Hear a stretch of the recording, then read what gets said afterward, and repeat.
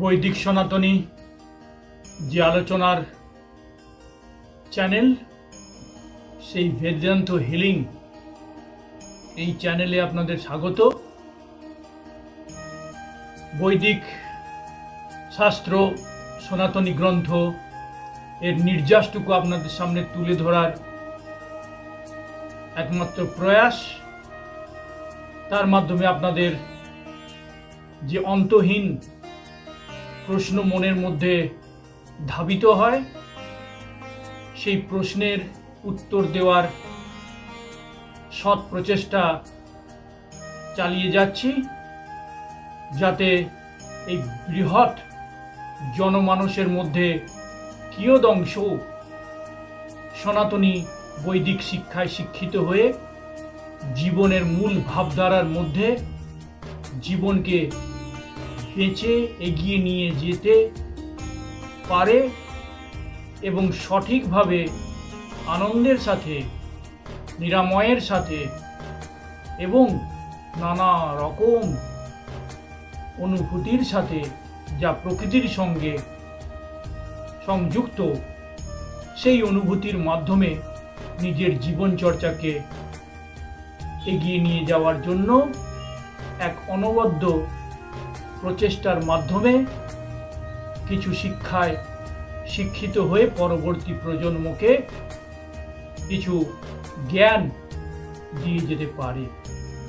এর ফলে মানুষের যে সমস্যাগুলি রয়েছে, সেই সমস্যাগুলি কিন্তু আর উদ্ভূত হবে না, বা হলেও খুব যৎসামান্যই, এবং তাকে কিভাবে মোকাবিলা করা যায় তার যে সমস্ত পন্থা রয়েছে সেগুলোও কিন্তু শিখে যাবে।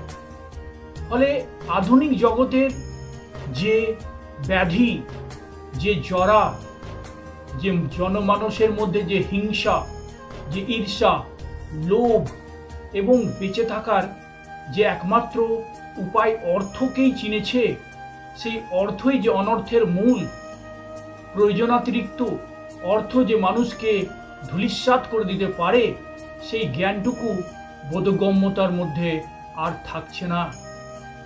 এবং নানা ধরনের যে ব্যভিচার, অত্যাচার মানুষ করে চলেছে, মানুষ প্রকৃতিকে অত্যাচার করে চলেছে, মানুষ অন্যান্য জীবজন্তুকে, অবলা প্রাণীদের অত্যাচার করে চলেছে, মানুষ মানুষকেই অত্যাচার করে চলেছে।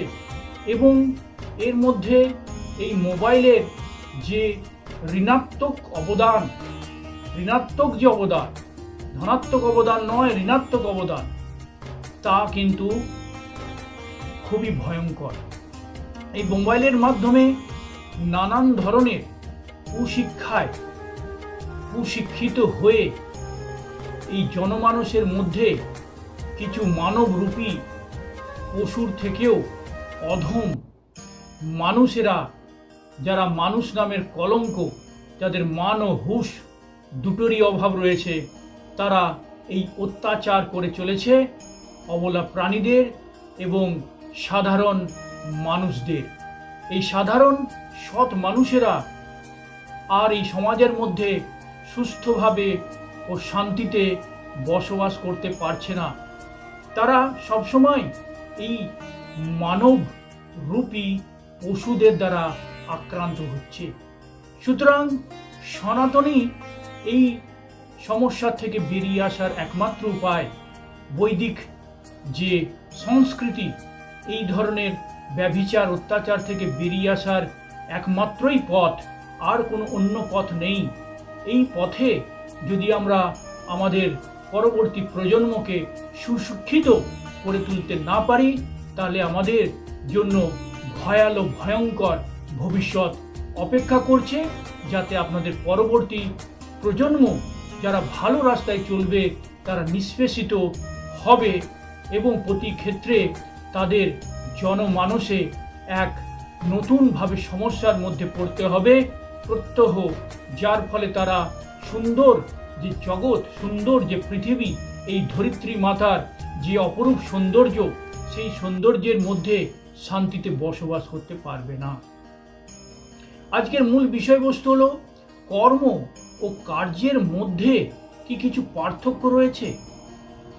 এই সনাতন শাস্ত্রে, এই আমাদের সনাতনী যে নিয়ম কায়দা বা গীতার মধ্যে থেকে কিংবা বৈদিক অন্যান্য শাস্ত্রের মধ্য থেকে এই কর্ম ও কার্য, এই দুটি শব্দ কি সমার্থক, না এই দুটি শব্দের মধ্যে কিছু পার্থক্য রয়েছে? আমরা অনেক সময় কর্ম কথাটি ব্যবহার করি এবং কখনো কখনো কার্য কথাটিও ব্যবহার করি, কিন্তু এই কর্ম ও কার্য কি সমার্থক শব্দ?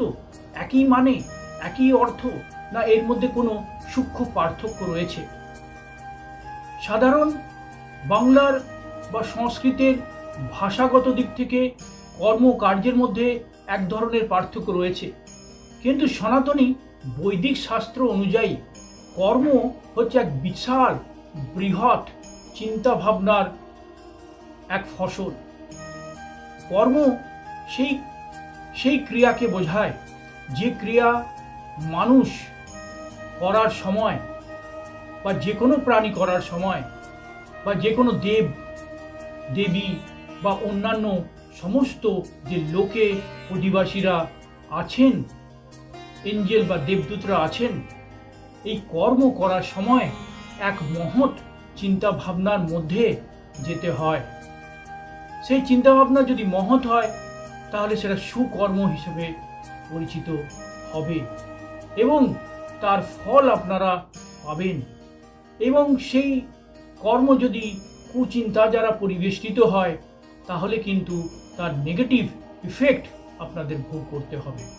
তাহলে কর্ম একটা বৃহৎ চিন্তাভাবনার ফসল, এক বৃহৎ চিন্তা ধারণার থেকে উদ্ভূত এক ক্রিয়া সম্পাদন করা হয়, যার প্রতি মানুষের এক্সপেকটেশন থাকে।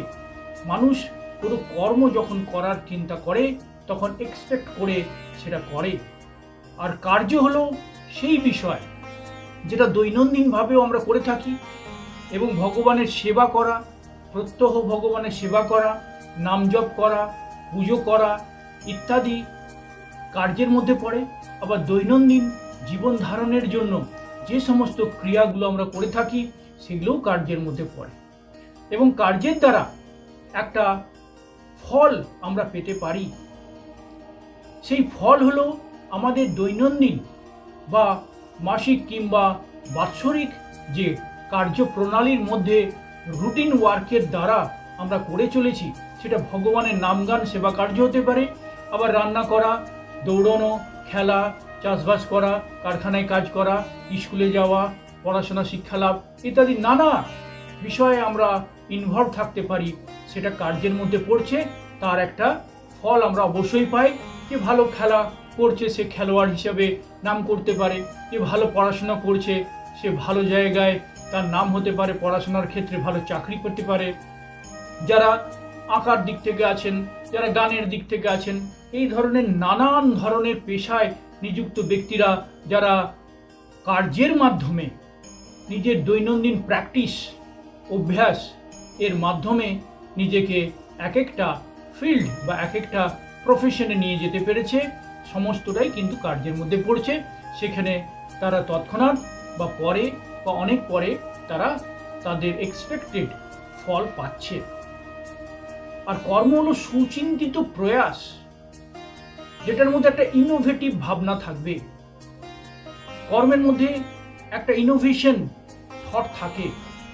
একটা চিন্তাশীল মানুষ যখন কিছু ভেবে কিছু করার দিকে এগোয় তখন সেটা কর্মের মধ্যে প্রাথমিকভাবেই পড়ে।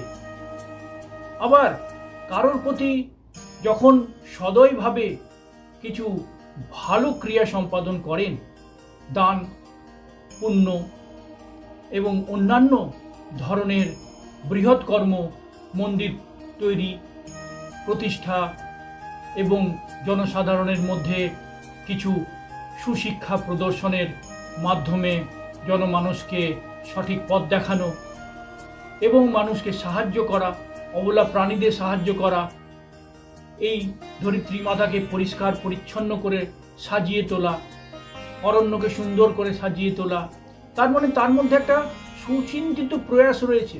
সে ভাবছে যে আমি তো দৈনন্দিন সমস্ত কাজ করেছি, আমি সকাল থেকে রাত পর্যন্ত বেঁচে থাকার জন্য যা যা করার সেগুলো তো করি।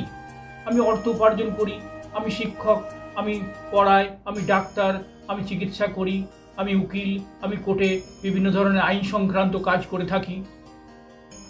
তার সাথে সাথে আমি যদি কোনো চিন্তাশীল কাজ করি প্রফেশনের বাইরে থেকে, বা দৈনন্দিন যে কাজ সেই কাজের বাইরে গিয়ে যদি কোনো চিন্তা ভাবনা নিয়ে নতুন কোনো অভিনব ভাবে আমরা কিছু করে থাকি, যেটা মানুষ, জনসমাজ, এই পৃথিবীর উপকারে আসবে, তাহলে সেটা কিন্তু কর্ম হিসাবে আমরা ধরতে পারি। তাহলে কর্ম একটি বৃহৎ চিন্তা ভাবনার বিষয়।